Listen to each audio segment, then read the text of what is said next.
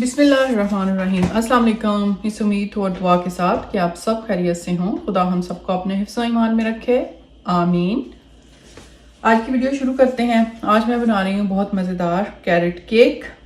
बनाने के बाद इसको हम क्रीम चीज़ फ्रॉस्टिंग के साथ डेकोरेट करेंगे। तो देखते हैं बनाने के लिए हमें जिन चीज़ों की ज़रूरत है। यहाँ पे मेरे पास 2 कप मैदा है, 2 कप चीनी है। इसके अंदर आपको ब्राउन शुगर नज़र आ रही होगी। ये मेरे पास रॉ शुगर थी, मिक्स हो गई है तो मैंने वही डाल दी है अंदर। 1 कप ऑयल का जाएगा। 1/2 कप यहाँ पे मेरे पास किशमिश है, इसको धो के मैंने रखा हुआ है अच्छे से। 3 कप गाजरें इसके अंदर जाएंगी। मैंने ये बारीक कद्दूकश की हैं, थोड़ी सी ये मैंने बड़ी वाली की हैं, बारीक ज़्यादा अच्छी लगती हैं अंदर। 2 टीस्पून बेकिंग पाउडर है, 1/2 टीस्पून बेकिंग सोडा है, 1.5 टीस्पून सिनेमन पाउडर है। फ्रेश ग्राउंड करके डालिएगा, बहुत अच्छी खुशबू आएगी। 1 टीस्पून बिल्कुल लेवल मैंने नमक का लिया है। 4 अंडे जाएंगे। यहाँ पे मेरे पास 1.5 कप अखरोट हैं बारीक कटे हुए, ये अंदर जाएंगे। 8 इंच के यहाँ पे मेरे पास 2 सांचे हैं, इनके अंदर मैंने पार्चमेंट पेपर लगा दिया है। 2 बनाएंगे और उसके बाद जो है वो हम इसको डेकोरेट करेंगे। 180 डिग्री सेंटीग्रेड के ऊपर 25 से 30 मिनट में केक जो है वो बेक हो जाता है। वेरी करता है ओवन टू ओवन, किसी में ज़्यादा टाइम भी लग सकता है, 40 मिनट भी लग सकते हैं। सबसे पहले जो है वो हम चीज़ों को मिक्स करते हैं, उसके बाद केक को बेक करते हैं और उसके बाद इसको डेकोरेट करेंगे। सबसे पहले जो ड्राई इंग्रेडिएंट हैं इनको मिक्स करके रख देंगे।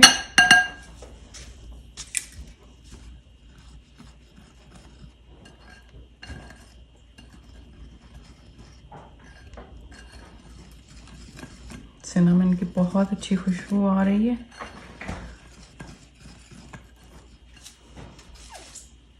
अब जो है वो हम शुगर, अंडे और चीनी जो है वो बहुत अच्छे से मिक्स करेंगे। अंडे मैंने अंदर डाल दिए हैं। अब जो है वो इसको हम मिक्स करना शुरू करेंगे। ऑयल चला जाएगा। अब इसको बहुत अच्छे से जो है वो हमने मिक्स करना है।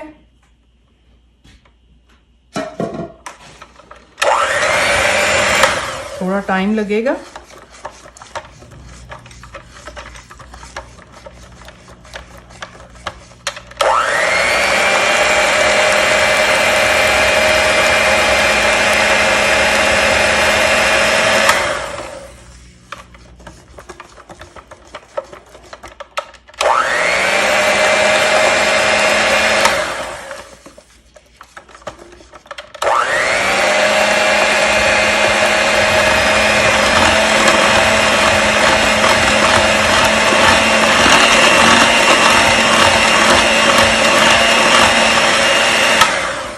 इसको मैं 3 से 4 मिनट अच्छे से जो है वो मिक्स करूंगी, उसके बाद फिर आपको दिखाती हूँ। अंडे, चीनी और ऑयल जो है वो बहुत अच्छे से मिक्स हो गए हैं। अब जो मैदा हमने बाकी चीज़ों के साथ मिक्स करके रखा था ये डालेंगे, दोबारा इसको मिक्स करेंगे। ओवन को प्रीहीट होना चाहिए। मेरा ओवन ऑन है, प्रीहीट हो चुका है।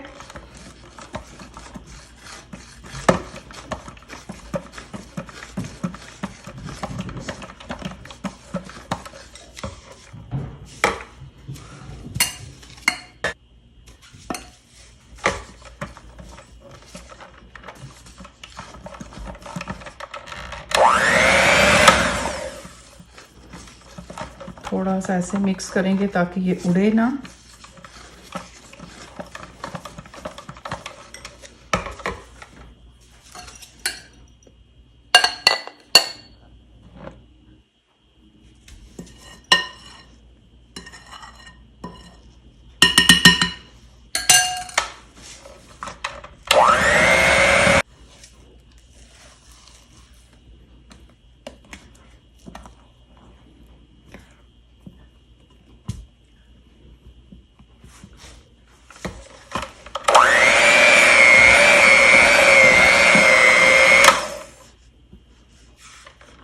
बाकी की चीज़ें जो हैं वो अब हम ऐसे ही मिक्स करेंगे।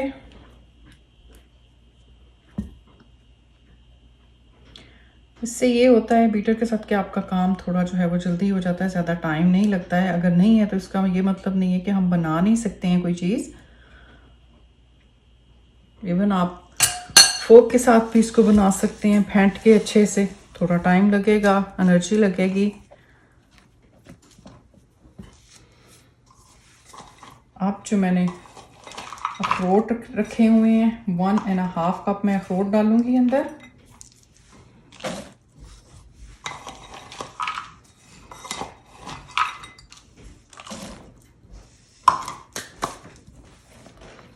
ये मिक्स करेंगे और उसके बाद जो है वो फिर गाजर डालेंगे। अब जो गाजरें 3 कप मैंने कद्दूकश करके रखी हुई हैं, ये चली जाएंगी अंदर।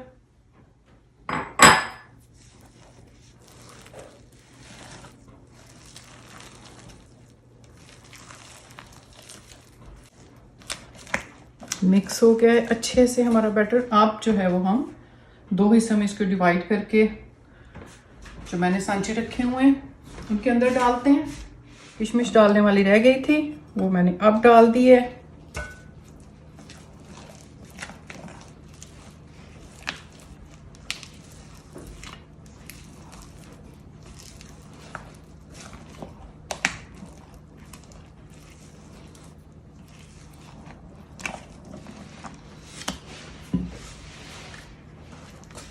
हम रखेंगे बेक होने के लिए। कोशिश करते हैं इवनली डिवाइड हो जाए ये सारा बैटर।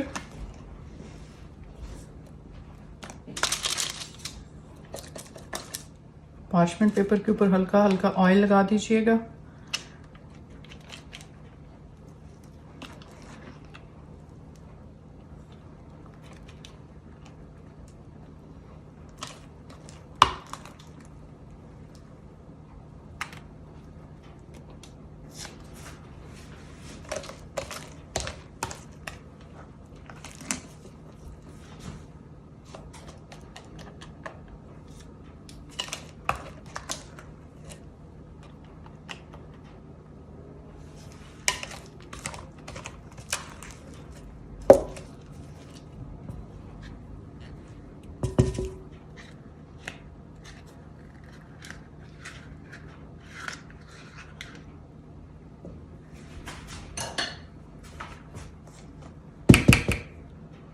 बाउल को भी अच्छे से साफ कर देंगे।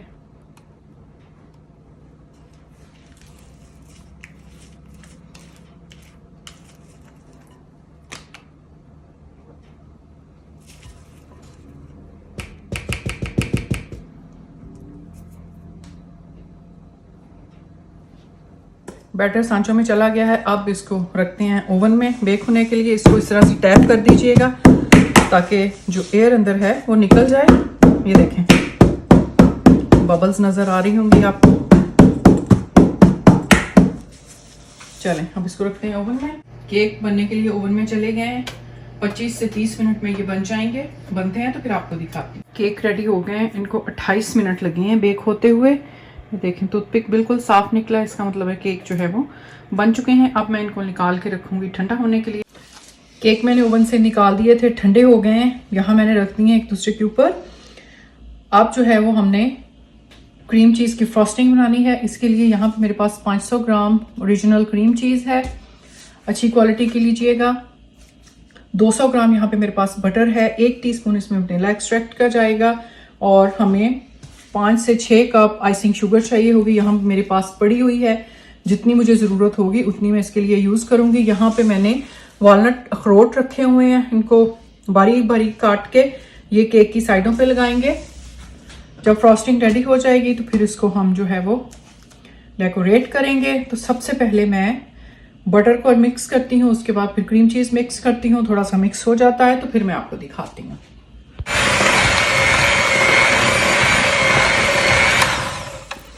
क्रीम चीज़ और बटर को मैंने अच्छे से 4 मिनट के लिए बीट किया है। अब आहिस्ता आहिस्ता इसके अंदर आइसिंग शुगर डालते जाएंगे और इसको बीट करते जाएंगे।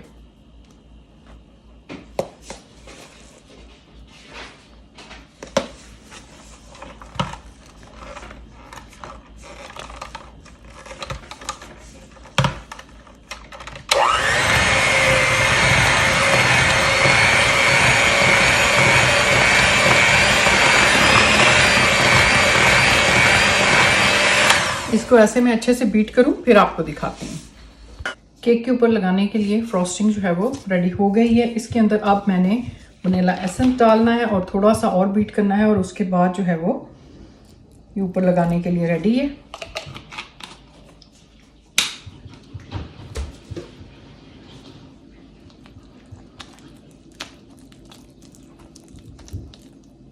वनीला एक्सट्रैक्ट अच्छे से मिक्स हो चुका है। अब इसको हम केक के ऊपर लगाएंगे। केक को बनाना शुरू करते हैं। इसके ऊपर हम सेट करेंगे ताकि उठाना जो है वो आसान हो जाए। पार्चमेंट पेपर मैंने उतार दिया है। अब इसको हम रखेंगे। मैंने काटा नहीं है इसको कहीं से भी, ऐसे ही इसको असेंबल करेंगे। दरमियान में इसके लगाएंगे फ्रॉस्टिंग।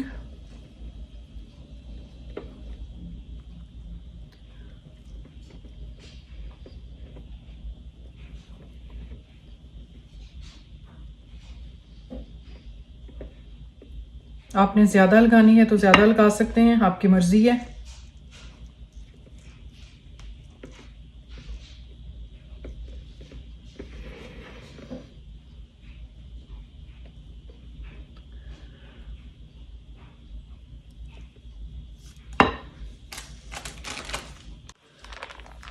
आप जो है दूसरा इसका हिस्सा ऊपर रखते हैं। थोड़ा सा इसको प्रेस करेंगे, हाथ में साफ कर लूँ। आप फ्रॉस्टिंग जब जो है वो लगाना शुरू करते हैं।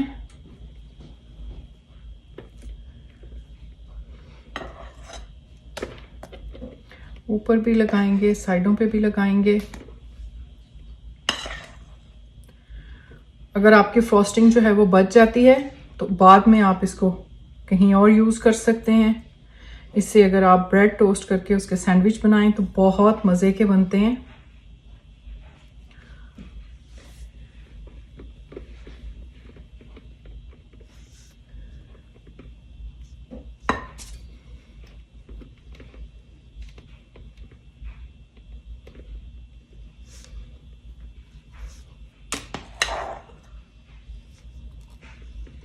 इसी तरह से आप साइडों पे लगाना शुरू करते हैं।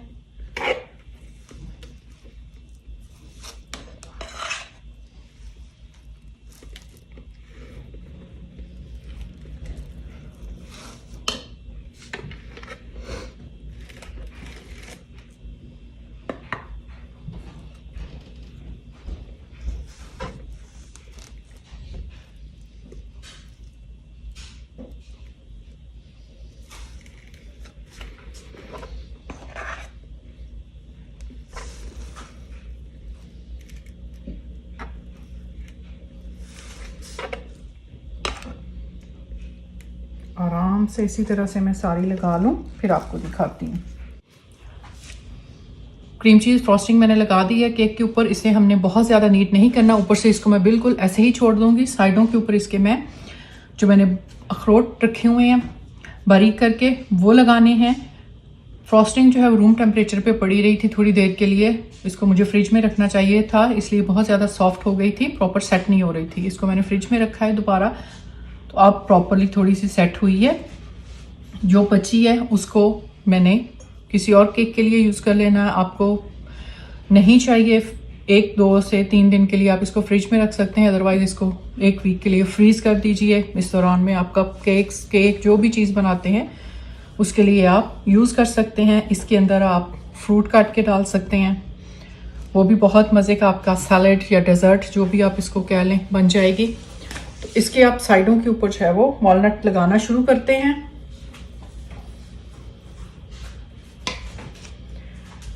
इसको अब मैं हाथ में उठाऊंगी और उसके बाद जो है वो साइडों पे लगाएंगे, अदरवाइज यहाँ सारा मैस जो है वो क्रिएट होगा। साइडों पे आलमंड लगाना शुरू करते हैं।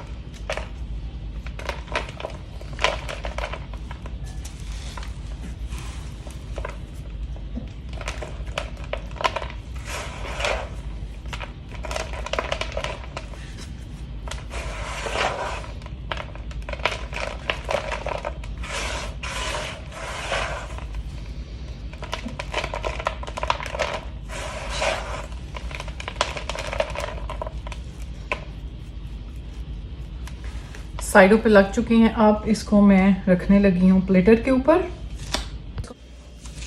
کیک ریڈی ہو چکا ہے. اس کو میں اب تھوڑی دیر کے لیے فریج کے اندر رکھوں گی, ایٹ لیسٹ آدھے گھنٹے کے لیے, تاکہ فراسٹنگ اچھے سے سیٹ ہو جائے. یہاں پہ کچن گرم ہے, تھوڑی سی فراسٹنگ دوبارہ جو ہے وہ سافٹ ہو گئی ہے, بہت زیادہ سیٹ ہو جائے گا تو اس کو کاٹیں گے. میرے پاس جو فراسٹنگ تھی وہ ہاف لگی ہے. ڈسکرپشن باکس کے اندر میں اس کی آپ کو ہاف کوانٹٹی دوں گی جتنی ہمیں اس کے اوپر لگانے کے لیے چاہیے ہوگی. اگر آپ نے بہت زیادہ بھی موٹی موٹی تہ لگانی ہے فراسٹنگ کی تو تب بھی وہ آپ کے لیے انف ہوگی. تو ڈسکرپشن باکس ضرور دیکھ لیجئے گا. مزیدار کیرٹ کیک ود کریم چیز فراسٹنگ ریڈی ہے. بہت مزے کا بنا ہے. امید ہے آپ کو پسند آئے گا. Thank you for watching. اللہ حافظ.